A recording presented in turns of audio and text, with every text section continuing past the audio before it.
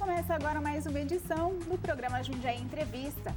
E hoje eu recebo o Dr. Isandro Regis Santos. Ele é médico, coordenador da Comissão Intra-Hospitalar de Transplantes do Hospital São Vicente. Doutor, obrigada pela presença. Eu que agradeço. Nós vamos falar hoje sobre transplante de órgãos, doação de órgãos.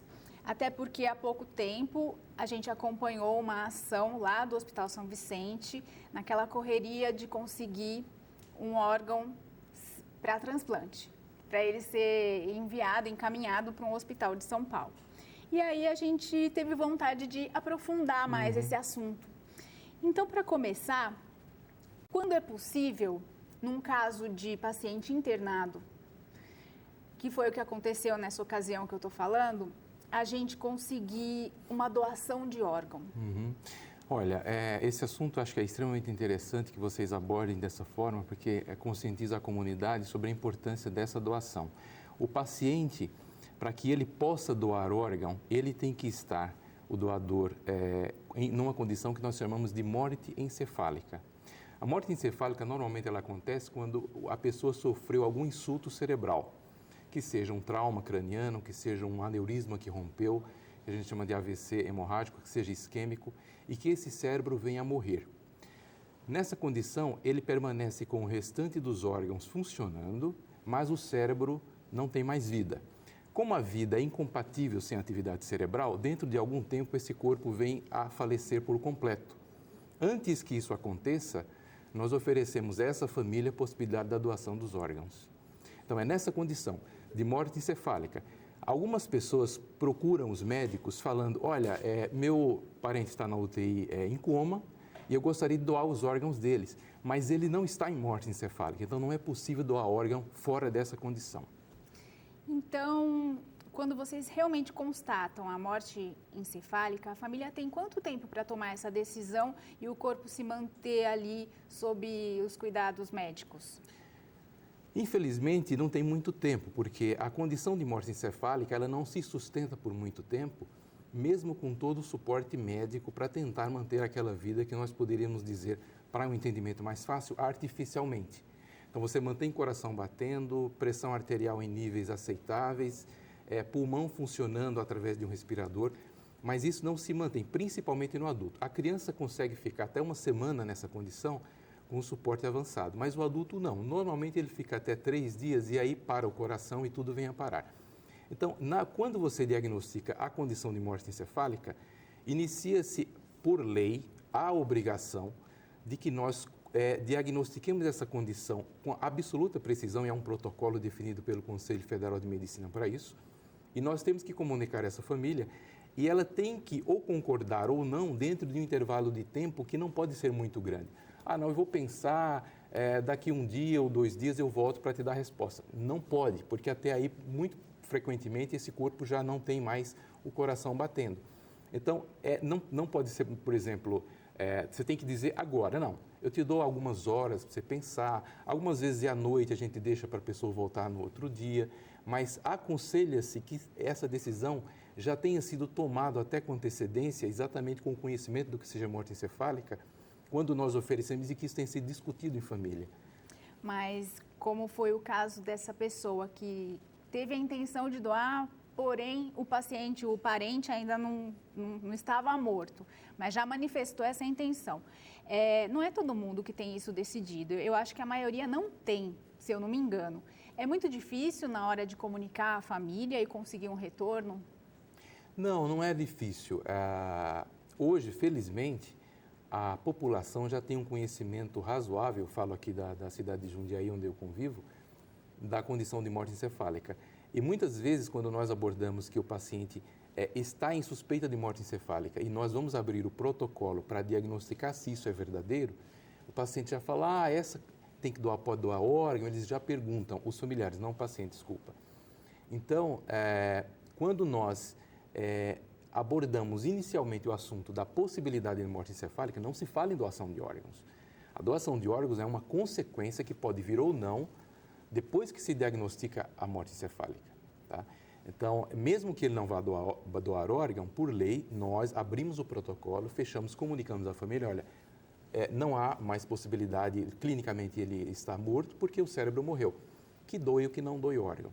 Então, essa abordagem da doação ela só vem ocorrer depois que o protocolo é fechado, a gente oferece a possibilidade. E em quais casos a pessoa pode optar por sim? Porque eu acho que depende das condições daquele paciente, daquele corpo, né? Sim. Uma vez que a condição de morte encefálica tenha sido diagnosticada, esse paciente pode ser um doador de órgãos se ele não tem um histórico de doenças prévias que contraindiquem a doação. Por exemplo, câncer, de uma forma geral, contraindica a doação de órgãos. Só não pode doar órgão a pessoa que teve câncer do colo do útero in situ, não invasivo, né, que é um câncer muito inicial, muito superficial, o carcinoma basocelular de pele, que é um dos tipos de câncer de pele, e alguns tumores cerebrais. Fora dessa condição, exclui-se a possibilidade de doação do órgão. Outra causa, e que realmente tem influenciado bastante nas nossas estatísticas, é a infecção generalizada, a septicemia. Na presença de septicemia, normalmente, essa pessoa também não pode doar órgãos, é uma contraindicação formal. E por aí vai. A maioria das equipes também não aceita o paciente que tem sorologia positiva para várias doenças, como HIV, hepatite, Chagas, mesmo que uma portaria do SUS tenha definido há algum tempo atrás que essas doenças, como HIV, por exemplo, desde que o doador seja HIV, o receptor também, ele pudesse doar órgãos. Mas existe uma série de coisas nesse meio aí que a maioria das equipes, para evitar problemas, evita de transplantar. Então, seriam essas condições, basicamente, que o paciente não pode ser doador. Bom, aí vamos supor que a família concorda. E aí vocês têm um prazo também para fazer a retirada cirurgicamente e fazer o encaminhamento para o hospital que esteja apto a receber esse órgão para um transplante.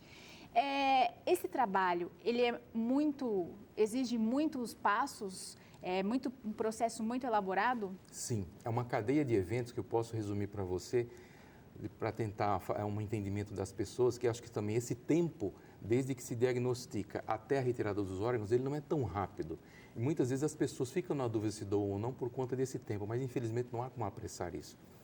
Então, uma vez que você desconfia, o médico passando visita, desconfia que esse paciente está em morte cerebral, e você desconfia disso pela ausência de alguns reflexos primitivos, que nós chamamos de reflexos de tronco cerebral, que tem no cachorro, tem no gato, tem no sapo e tem em nós.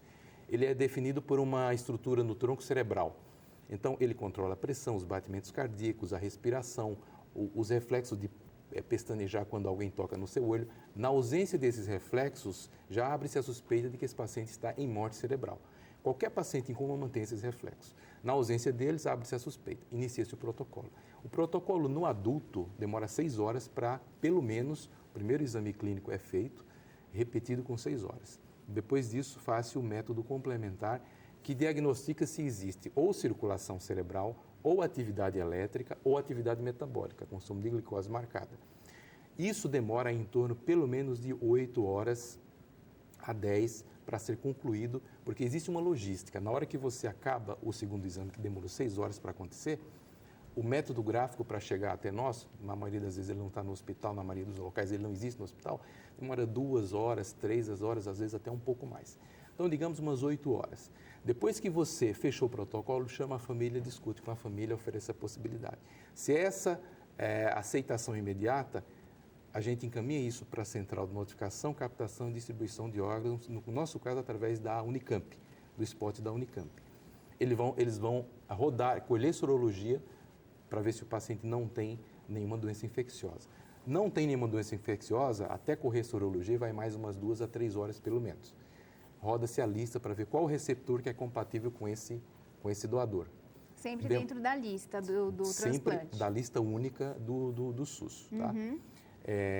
Isso vai demorar para correr essa lista mais 6 horas. Então, nós já estamos falando aí de um universo de pelo menos umas 18 horas desde que o processo se iniciou.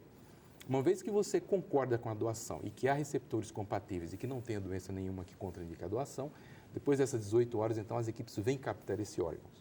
Se você vai doar muitos órgãos, isso pode demorar até 6 horas captando esses órgãos. Então, nós já passamos aí de 24 horas para retirar esses órgãos. Isso quando nenhum problema acontece em todo esse trajeto, em toda essa corrente, tudo vai sendo desencadeado sem atraso. E é uma cirurgia como numa pessoa viva.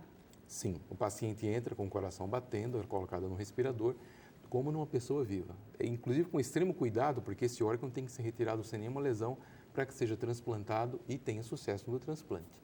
A família às vezes deve ficar pensando, nossa, mas eles vão retalhar meu parente. Mas vocês têm todo o cuidado de depois fechar, dar os pontos, até para o velório, né? Sim, sim. Inclusive há em determinadas situações, como por exemplo na retirada de córneas, há umas próteses que são colocadas, depois o olho é fechado, as pálpebras são fechadas sobre essa prótese para não ficar nenhuma deformidade. Quando há doação de ossos, as próteses de PVC vêm em tamanhos variáveis para que sejam colocados e imite o posicionamento do membro. Nossa, até isso? Sim, até isso. Então, todo o cuidado é dado no sentido de que não haja deformidades para que as pessoas depois não percebam nenhuma diferença no corpo. E aí não se arrependam também de ter autorizado o procedimento e quando houver uma necessidade novamente, saibam que aquilo é tranquilo. Sim. Porque muitas vezes tem que tomar uma decisão de um parente, às vezes acontece com outro, não sei, depende muito das situações da vida, né? Sim. Tamanho da família. Exatamente. E é uma decisão muito difícil. Agora, se a pessoa tivesse já um conhecimento da vontade daquele parente antes, tudo ficaria mais fácil. Sim, exatamente. As pessoas ainda perguntam para a gente, olha, eu tenho que colocar no documento que eu sou doador de órgão? A gente tem que falar mais uma vez, não. A doação presumida, que era chamada presumida porque você não colocava que consentia a doação, você simplesmente colocava que não era doador. O que presumia-se que se você não colocou no seu RG que você não doador, você consentia a doação. Mas nem sempre era assim. Então, as famílias às vezes questionam, mas ele não colocou que não é, mas também não colocou que é. E eu não quero que tire os órgãos dele. Por razões as mais diversas. A maior motivação de recusa familiar que a gente percebe é a religiosa. Então, a gente tem que respeitar. Então, a maior, vamos dizer, a situação mais confortável para a família é quando essa pessoa mencionou o posicionamento dela frente à possibilidade de doar órgãos em vida. É um assunto que a gente evita falar porque doar órgãos significa morte, né? Mas, infelizmente, as coisas podem acontecer com qualquer um de nós. Nós somos vivos e pode acontecer com qualquer um de nós. Então, a gente estimula. Não há mais como você registrar isso em documento. Tem até a carteirinha, sou doador de órgãos. Se essa carteirinha estiver no seu bolso, no local em que aconteceu tudo isso, e a família fala, não quero que tire os órgãos dele, simplesmente não vão se aproveitar dos órgãos. Então, nada disso documentado vai adiantar, é a família mesmo no final que decide. Exatamente. A gente já vai para o intervalo, então a gente vai rapidinho para o intervalo e daqui a pouco a gente continua falando desse assunto um pouco tabu, mas que é importante. Até já! Jundiaí Entrevista de volta depois do intervalo, hoje com o doutor Isandro Regis Santos, que coordena a Comissão Intra-Hospitalar de Transplantes do nosso Hospital São Vicente. Doutor, lá no São Vicente, vocês não fazem o transplante, vocês apenas retiram o órgão que vai ser transplantado, vai ser transplantado, isso? Exatamente. Nós captamos o órgão para doação ao receptor, mas nós não transplantamos. O transplante seria um passo adiante nesse sentido, mas hoje no São Vicente nós não fazemos isso. E aí vocês vão de acordo com a lista do SUS e é assim que se define qual hospital que vai fazer? Sim. Após a identificação de algumas características do doador, tipo sanguíneo, ABO, RH, antígeno de histocompatibilidade, HLA, que no caso para doação de rim, dependendo do órgão, como pulmão, por exemplo, diâmetro da caixa torácica, altura da pessoa, idade. Então, tudo isso entra na seleção de que receptor vai receber aquele órgão. Então, ele pode estar em Ribeirão Preto, estar em Campinas, em São Paulo. Então, nós não sabemos disso. Essa escolha é feita exatamente pela Central Estadual, através da Unicamp. Então, essa escolha, depois que é feita, a equipe que vai fazer o transplante é avisada, eles vêm retirar o órgão e levam para o local para transplantar. Quando a gente acompanhou toda essa movimentação de vocês, o órgão foi para o Hospital Albert Einstein. Isso não significa que o órgão foi para uma pessoa rica, Não. Porque muitas vezes o hospital é associado à condição financeira da pessoa, mas tanto faz se é rico, se é pobre, se tem uma determinada religião. Isso não existe. Quer dizer, religião você falou que até existe, mas por conta da pessoa, mas pela lista não existe distinção. Não. A lista é controlada pelo Sistema Único de Saúde, ela é única realmente, e se você se inscreve para esperar o órgão no Einstein, ou na Unicamp, ou em São Paulo, independentemente de outro hospital que seja, tanto faz se você é rico, se é pobre, a fila é única. E há órgãos em que você, inclusive, tem uma mobilidade dentro dessa fila. De acordo com o seu estado de gravidade, você pode sair, por exemplo, do local 30 de espera para o primeiro lugar. Isso acontece, por exemplo, com o fígado, que ele é reavaliado periodicamente e quando esse paciente tem uma piora, ele anda na fila de espera. Então, ela não é uma fila estática, ela é dinâmica, de acordo com a gravidade, inclusive, do doente. Mas é única, independente da tua condição socioeconômica. E quando participa, por exemplo, uma equipe do SUS para levar aquela maletinha térmica com o órgão ou o helicóptero Águia da Polícia Militar, eles estão fazendo uma ação voluntária? Na verdade, o helicóptero ele é solicitado quando há necessidade de transporte de 2 órgãos, basicamente, coração e pulmão, pelo pouco tempo de espera após a retirada do corpo. Esses órgãos eles conseguem ficar na solução de preservação e resfriados entre 4 e 6 horas, não dá mais do que isso, ao passo que o rim consegue ficar 48 horas. Então, nessa situação, nós chamamos a polícia, o helicóptero da polícia, e ele vem, a partir do momento que o órgão governamental é responsável pela retirada do órgão e o transporte e a logística, a polícia automaticamente entra nessa cadeia por também ser público. Porque é do Estado. Porque é do Estado. Então, nós solicitamos, ele vem e faz parte também desse processo. Então, toda essa rede, né, ajuda a salvar as vidas. Porque se não fosse a rapidez, se não fosse um helicóptero, às vezes poderia se tornar inviável. Sim, com certeza. Dependendo do órgão, principalmente se tratando de pulmão e coração, você inviabilizaria muitos transplantes. Os hospitais que fazem transplantes, que não é o caso do São Vicente, eles também fazem aqueles transplantes onde, quando uma pessoa viva doa um rim, por exemplo, para um parente. Que existe também esse tipo de doação de órgão, não é só o órgão da pessoa que já morreu. Perfeitamente. Isso é possível, principalmente é realizado no caso dos transplantes de rim e fígado. No caso do rim, você tira um rim. No caso do fígado, você tira uma parte do fígado, uma metade do fígado na maioria das vezes, e pode ser possível também no pulmão. Esse transplante intervivos, ele é realizado no local onde se faz o transplante. Então, no São Vicente, como nós não transplantamos, nós só doamos o órgão, então nós realmente não fazemos essa atividade. Aí, se tiver um paciente que precise disso, vocês encaminham para um outro hospital? Sim, aí nós referenciamos ele, não é tão infrequente, nós termos internados dentro do Hospital São Vicente um paciente que tem indicação para transplante, para receber um órgão, fígado, rim. Então, nós referenciamos ele de acordo com o local onde é a residência dele.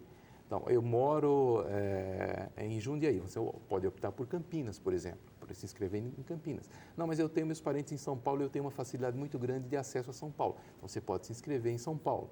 Então, isso vai muito de acordo com a localização da moradia do paciente. Agora, e essa questão da religião, hein, doutor? Algumas religiões, elas não aceitam uma transfusão de sangue ou a doação de um órgão, porque as pessoas associam o órgão ao sangue, mas o órgão vai sem nada de sangue. O órgão vai sem sangue, isso é muito interessante. A motivação religiosa, ela está muito mais para não doação, para não autorização, ela está muito mais presa à pessoa, à interpretação pessoal, do que propriamente à religião. A religião que não aceita a transfusão de sangue, por exemplo, ela aceita a doação de órgão. Porque o órgão, na hora em que ele é retirado do corpo humano, ele passa por um processo de limpeza, de lavagem, com uma solução de preservação, em que todo o sangue é retirado. Então, o órgão vai sem sangue e as religiões que não aceitam essa transfusão aceitam a doação. Os que não aceitam, na verdade, se prendem muitas vezes a uma interpretação pessoal do que eles leem, do que eles escutam a respeito da Bíblia, que fala na ressurreição e que eles têm medo de que essa pessoa não vá à ressurreição sem todos os órgãos. Enfim, é uma interpretação muito mais pessoal. Nós não temos, na verdade, uma posição firmada de nenhuma religião especificamente contraindicando a doação. Então, nesse sentido, nós podemos dizer que somos vitoriosos, porque essa conscientização frente às religiões de uma forma geral, nós temos de todas elas. Mas será que, por mais que eu siga uma religião, na hora que o médico me fala que se eu não fizer aquele transplante eu posso morrer, será que eu já não mudo de ideia rapidinho assim?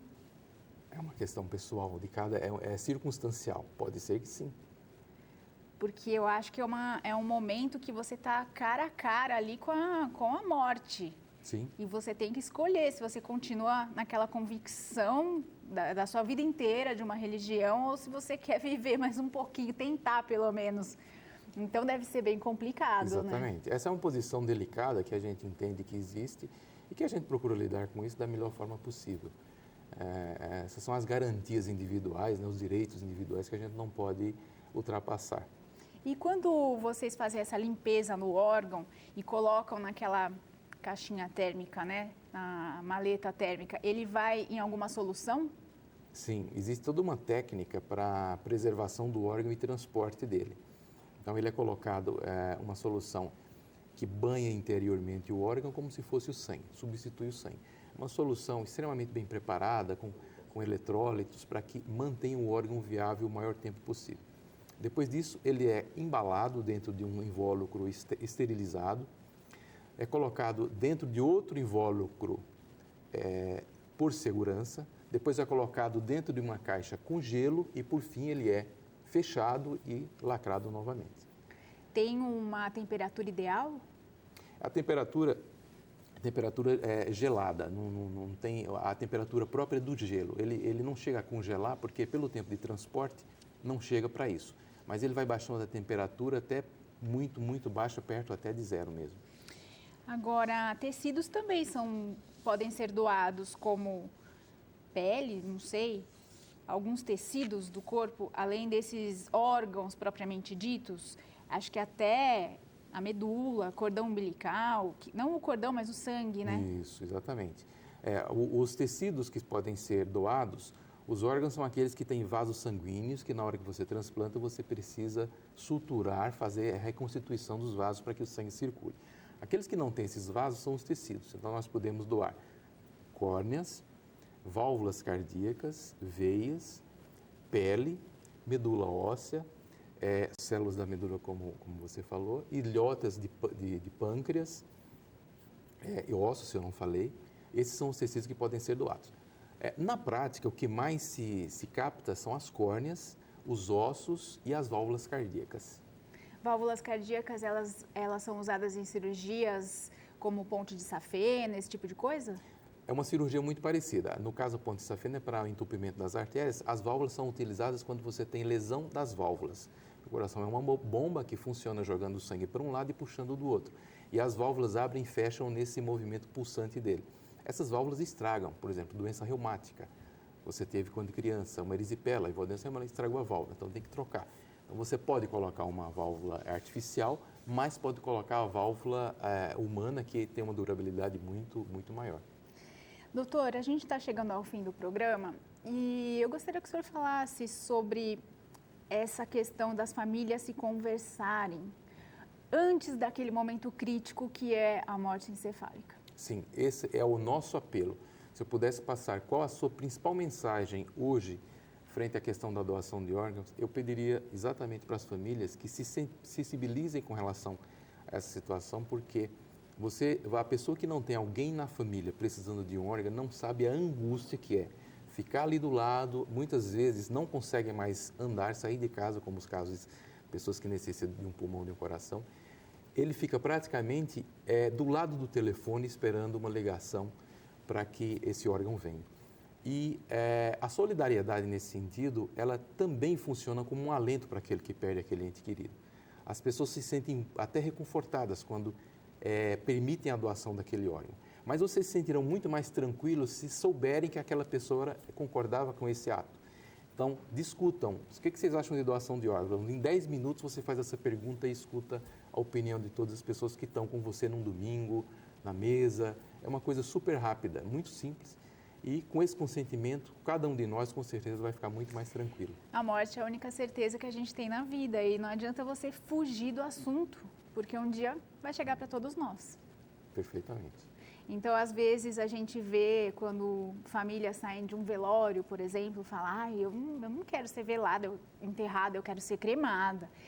Agora, é difícil você ouvir alguém falar, eu quero doar meus órgãos, porque eu acho que a nossa cultura ainda não tem muito essa abertura, não é? Exatamente, você falou a palavra certa, cultura.